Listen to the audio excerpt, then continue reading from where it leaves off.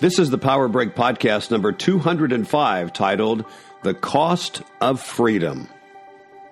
Hi, everyone. I'm Bob Brubaker, along with JT, as we hope you'll stay tuned as we seek to give you a little power in this break to help you succeed in the race of life. This is the Power Break Podcast with a focus on the spiritual, the mental, and the physical aspects, all to help you succeed in the race of life. For show notes from today's podcast, go to bobbrubaker.com and follow the link for the Power Break Podcast. Bob, you were a busy guy last week, man, and we didn't get to record. What were you up to? Well, I was at the General Assembly of the Presbyterian Church in America in Birmingham, Alabama, and it was a packed-filled week, but a lot of was accomplished for the denomination, and so we had recorded earlier, so I could be off that week, and you're going to be off next week, so we're recording a couple of podcasts as we meet today, because JT will be serving in a camp doing some musician work. Tell us about that. That sounds exciting. Well, I mean, it sounds exciting, but really I'm just so honored that I could be a part of it. It's a camp, should be about 300 kids. I did it last year, and it was just awesome to see the discipling, and it was awesome to have the opportunity to interact with kids in a positive way, that were there to focus on their relationship with Christ and build their relationship with Christ and be around the counselors that are like-minded and other musicians. Yeah. And it's just really good, man. I love camps. I think that they are very important, because one of the things that is so important for a young person is to develop their own faith, absent of their parents' faith. You can't, your parents' faith isn't going to get you through the door. And you know what I mean? It's not going to be that faith that you need when you start to face trials. And I like camp because it helps to build that faith,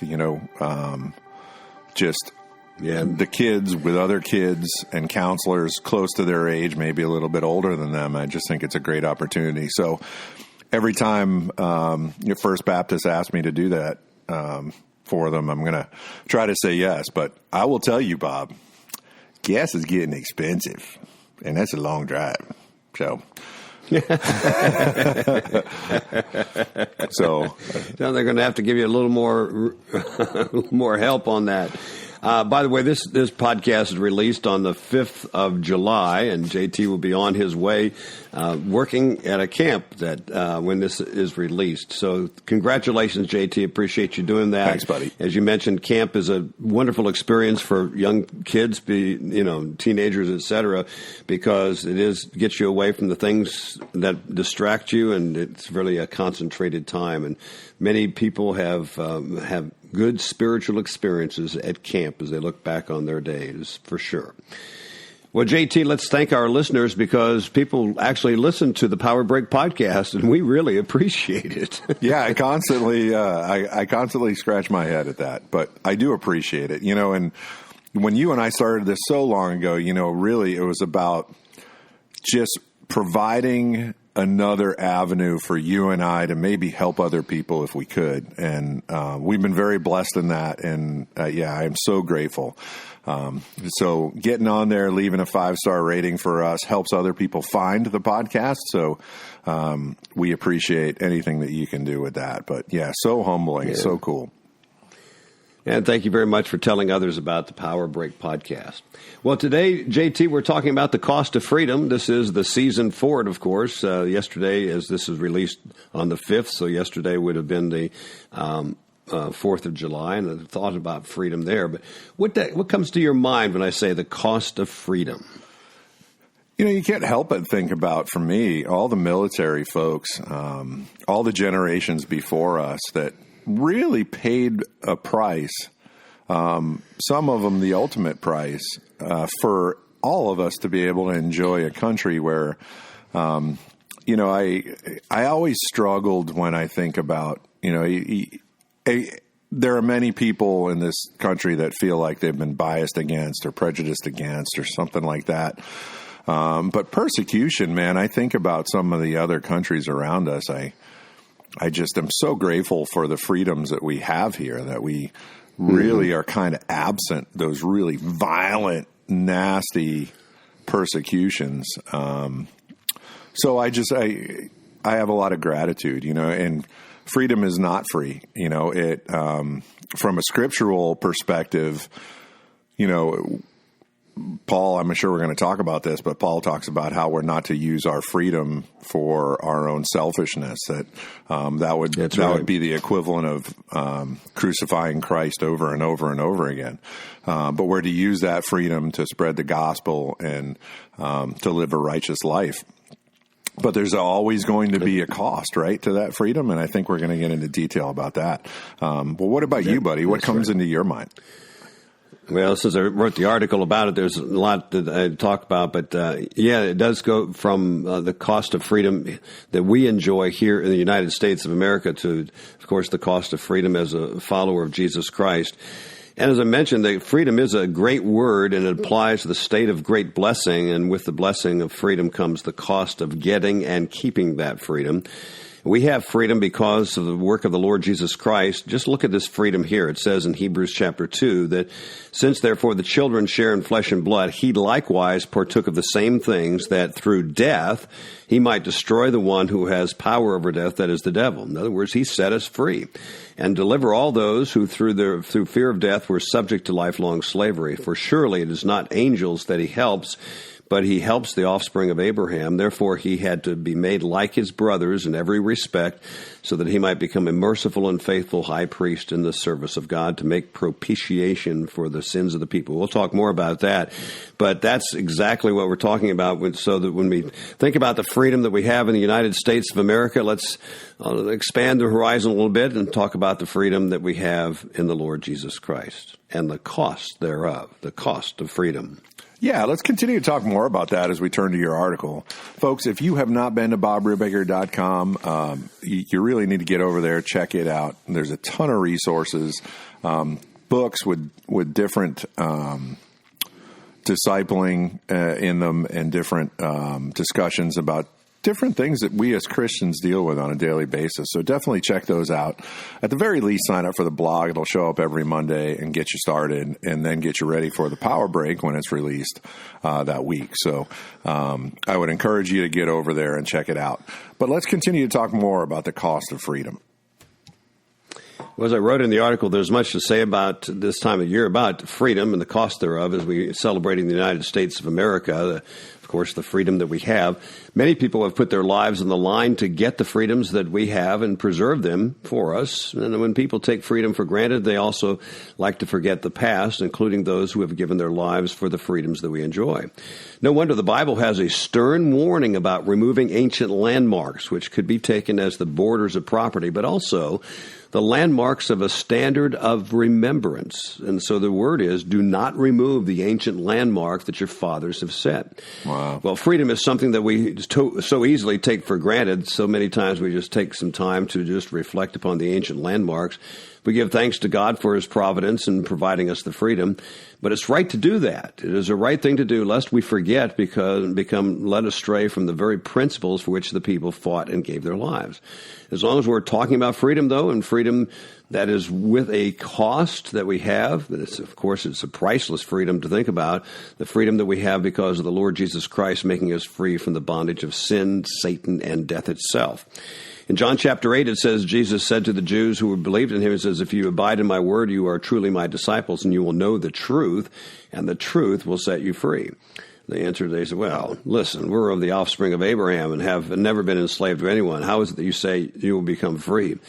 Jesus answered and said, truly, truly, I say to you, everyone who practices sin is a slave to sin. Yeah. The slave does not remain in the house forever. However, the son remains forever. And so if the son sets you free, you will be free indeed. That's what the Lord Jesus Christ came to do, to take away our the punishment of our sin and take away the bondage of sin. And so, as JT mentioned earlier in Galatians 5, it says, you were called to freedom, brothers. Do not use your freedom as an opportunity for the flesh, but through love serve one another.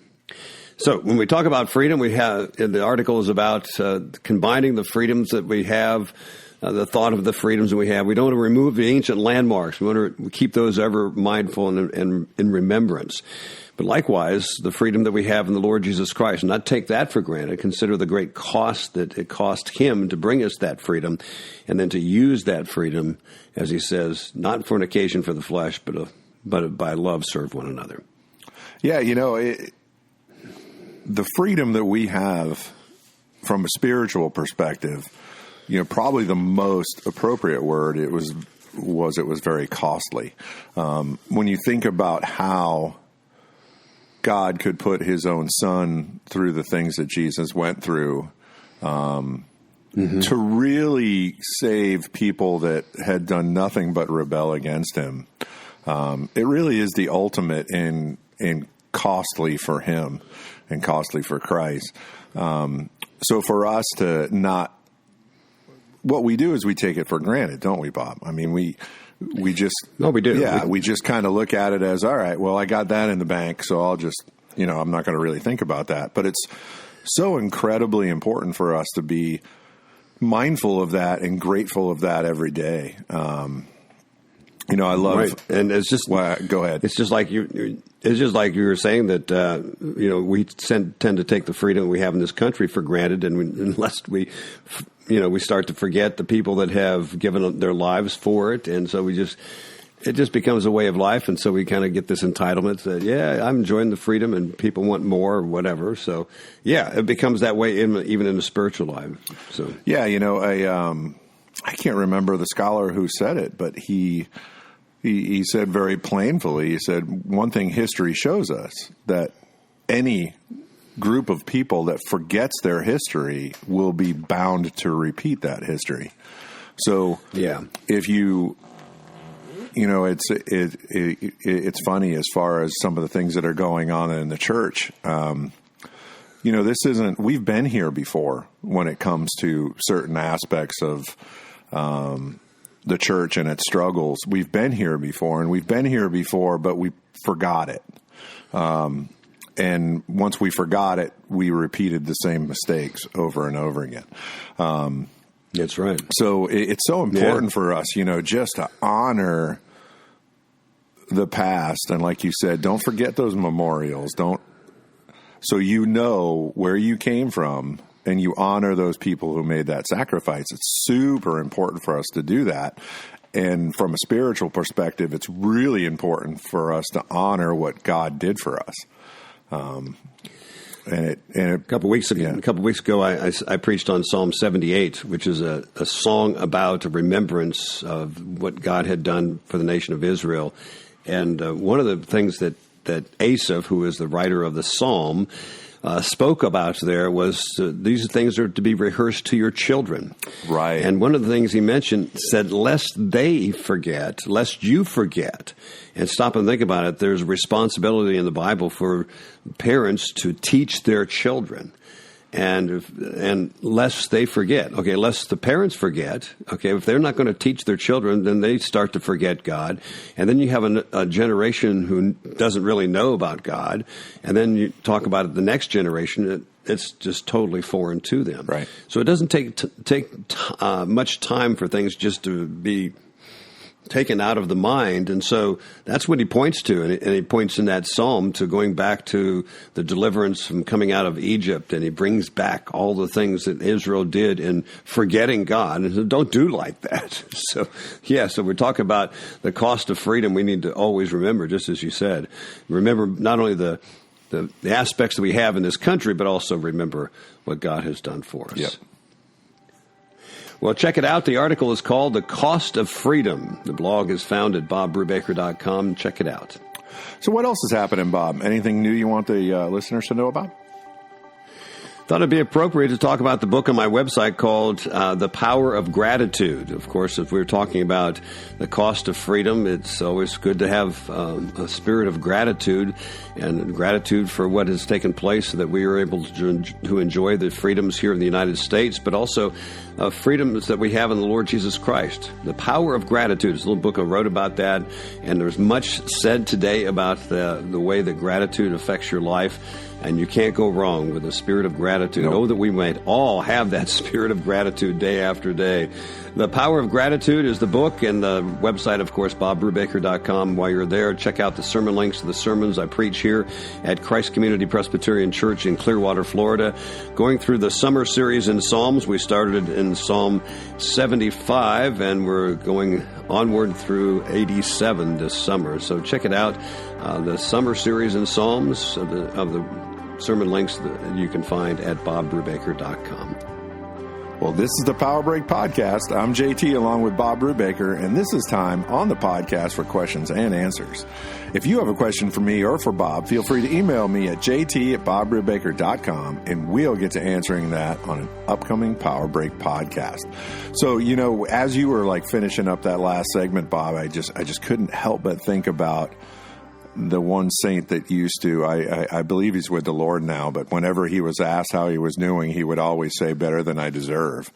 Oh, yeah, that was a deacon in our church, although Dave Ramsey, who has that radio broadcast, that is known for saying it. There's a lot of people that have picked up on that. Oh, okay, and, of course, our man Dale Carter that was here in our church, he said that David Ramsey got it from him. I don't know, but it's a good saying. What came first, the chicken or the egg? How are you doing? Well, I'm better than I deserve. And the truth of the matter, when you look at the scriptures, if we got what we deserved, we would be in hell right now. But thank the Lord, He's had mercy on us, and then the mercy that we have in the Lord Jesus Christ. So we've been blessed upon blessed upon blessed. And so, yeah. How are you doing? Well, that's a good answer. Better than I deserve. Well, yeah, it just automatically keeps you in a focus on being grateful, which I really like about it. But anyway, let's move on to question number 1 from the Spiritual Side of Life. So, how is considering the cost of freedom a spiritual activity? And I touched on that by bringing up Dale. But let's talk more about that. Well, we have an admonition in the scriptures to never forget. Never forget. There's in the book of Deuteronomy, chapter 4, verse 23 says, "Take care lest you forget the covenant of the Lord that He made with you, and make carved images and form anything that the Lord your God has forbidden you." In Deuteronomy chapter 6 says, "Take care lest you forget the Lord who brought you out of the land of Egypt." Deuteronomy 8:11, "Take care lest you forget the Lord your God by not keeping His commandments and His rules and His statutes, which I command you this day." So the Lord gave them remembrance. He gave them an annual feast called the Passover that they would never forget that night in Egypt, that all the firstborn of the Egyptians were killed, and yet because of the blood that they put on the doorpost, that death angel did not affect the children of Israel, and so they had to remember that year after year. Of course, it pointed to the Lord Jesus Christ, the true Passover lamb. Right. But also they were told at one time to make the Feast of Booths, that they actually made a booth out of the palm branches, etc., that they would live in for several days as the feast took place, so that they would remember what their forefathers did while they traveled through the wilderness. And here in the United States, we have the celebration of the 4th of July to remember the people like George Washington and Thomas Jefferson, those that sacrificed a lot, not just in the Revolutionary War, but also in signing the Declaration of Independence to say, we will not serve the king, okay? So there's an appreciation when we remember, and it just goes on that we would not forget. Yeah. You know, it's just so important. There's this one worship song that Passion Worship wrote, and there's a section in it where the words I've just always loved, because basically what it says is, through the struggle and through your darkest day, just remember the empty grave. And that remembrance over and over again, you know, keeps you from getting frustrated in whatever's going on around you. Because we all are going to struggle, and that's one thing that is guaranteed in life. If you want to read more about that, I always recommend reading Ecclesiastes, because it talks about all of those struggles. It talks about all those things that happen in us as far as life is concerned. And then it talks about at the end what the wisest person that ever lived came to as a conclusion. and all that is God breathed. So, but keeping that gratitude is so important, and you got to stay focused on that particular thing, regardless of what's going on around. And yeah, the 4th of July, if I was honest with you, there were many 4th of Julys where I didn't once consider what it was really about. It was about, oh man, I got the day off. This is awesome. Yeah. And I didn't consider what it truly was about. And what it was about was other people's sacrifice for me in this country. So yeah, it's so easy to take for granted, but we really need to make sure that we don't. Consider the cost, the freedom that we have in the United States when we celebrate the 4th of July. Of course, as I mentioned, this podcast comes out on the 5th of July, and so looking back on it, you might just assess what you did on the 4th of July. Was it even a thought given to the fact that there was great pain and great cost of freedoms that we have, and may we never take them for granted. I think one of the best 4th of July celebrations that I experienced was the time that I was invited to the home of several immigrants that had come from Brazil, and they were just so thankful to be in the United States of America and had become citizens, through the legal process and everything else. Yep. And so they looked at it was, very, very precious to them to be citizens of the United States. And may we also take that into the spiritual side of life and realize that never take the cost of the freedom that we have in the Lord Jesus Christ, the freedoms from sin and Satan and death itself, all because of his gift of himself on the cross. Yeah.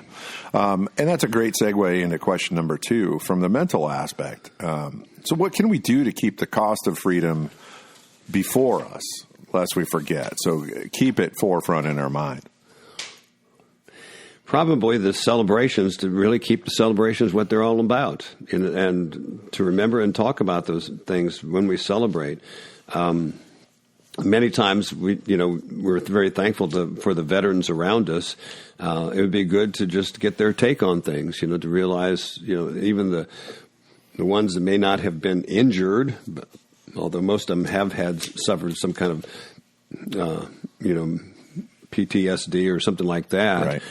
But nevertheless, just remember, let them talk about it and hear what went through their minds as they were defending the freedoms that we have. And then, of course, when you come to the freedoms that we have a regular remembrance in the Church of the Lord Jesus Christ called the Lord's Supper. And remember, he says over and over, do this in remembrance of me. And whenever you eat this bread and drink the cup, he says, you show forth the Lord's death until he comes. That's what you made a proclamation. And so it's a regular remembrance. So setting aside a time, and also it's also good to remember that not only from the spiritual side, but also from the United States of America, to set aside time and talk about it. Yeah, I think about what's happened over the past several years, especially in the United States. There's really been an effort to get rid of a lot of memorials around the country. There's been a big effort, most of them having to do with Civil War-related memorials, mostly the Civil War-related memorials that were in the South. And, it's just it's such a fine balance, because the truth is that we would not be where we are if it wasn't for the sacrifice of the people before us, good, bad, or indifferent. And we need to make sure that we remember history, because like we talked about already, if you don't remember the mistakes that were made in the past, if those aren't forefront in your mind, you will make the same mistakes. It is almost a guarantee. Ecclesiastes, Solomon says there's nothing new under the sun.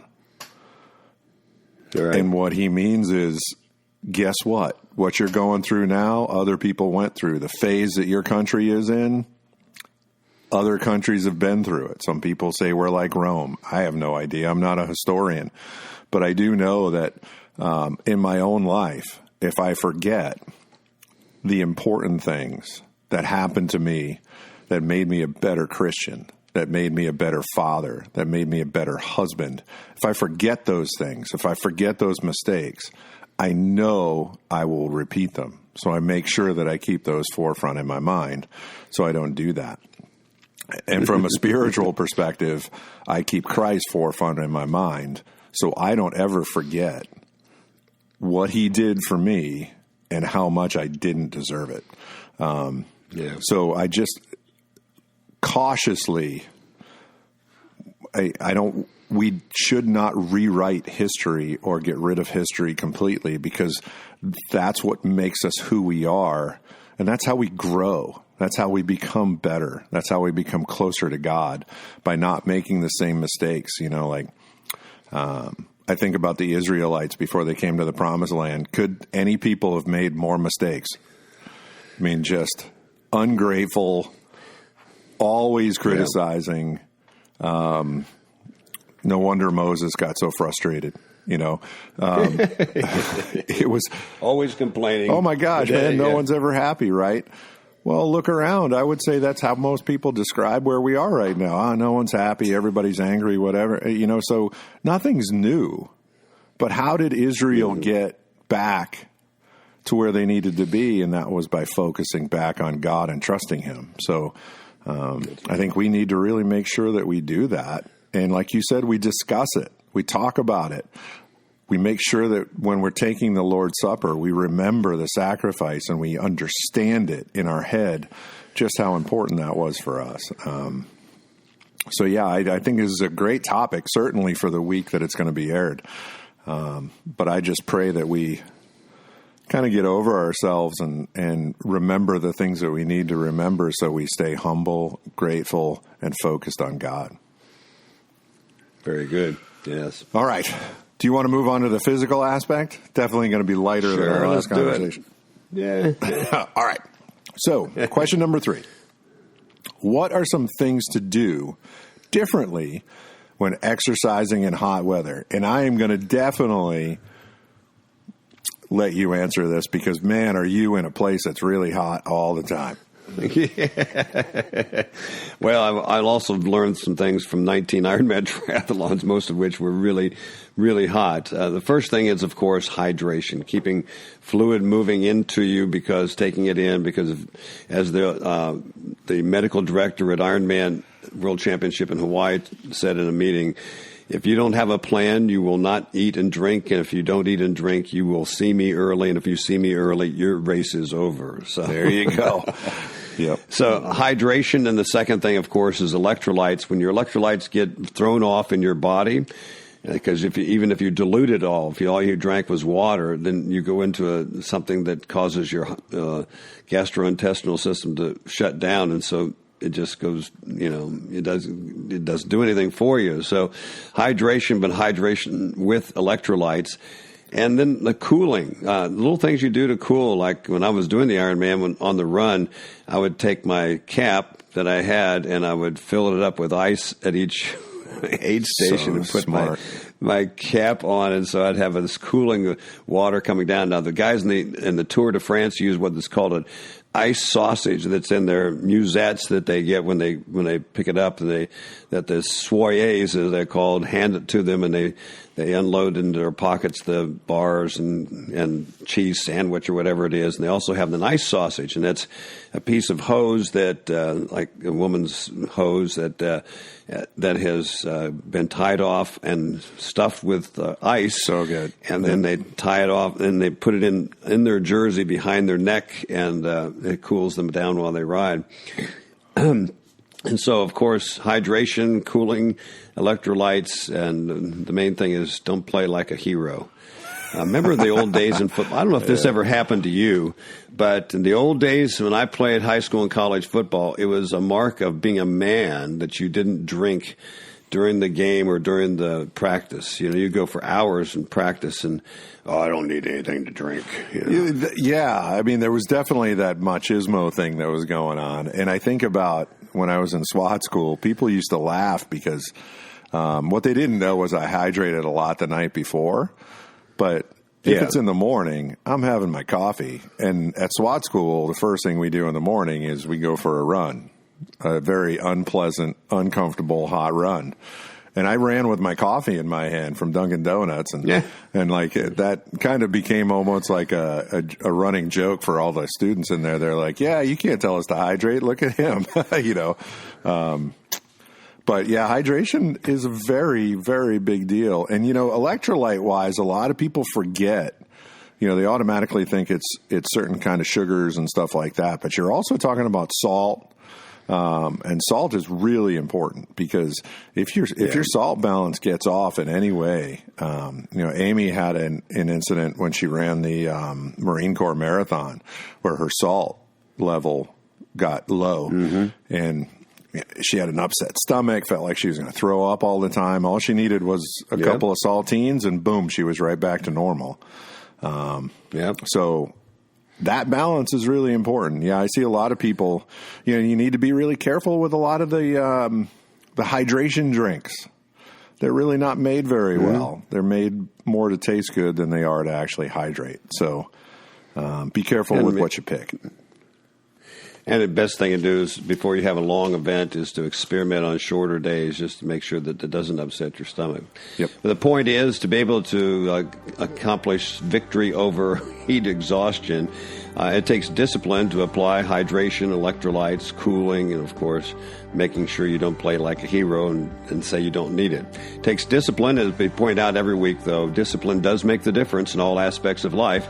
Check out today's show notes at BobBrubaker.com. Click on the Power Break podcast. Today is show number 205. And submit your questions by email to jt@BobBrubaker.com, and we'll get to answering those questions on an upcoming Power Break podcast.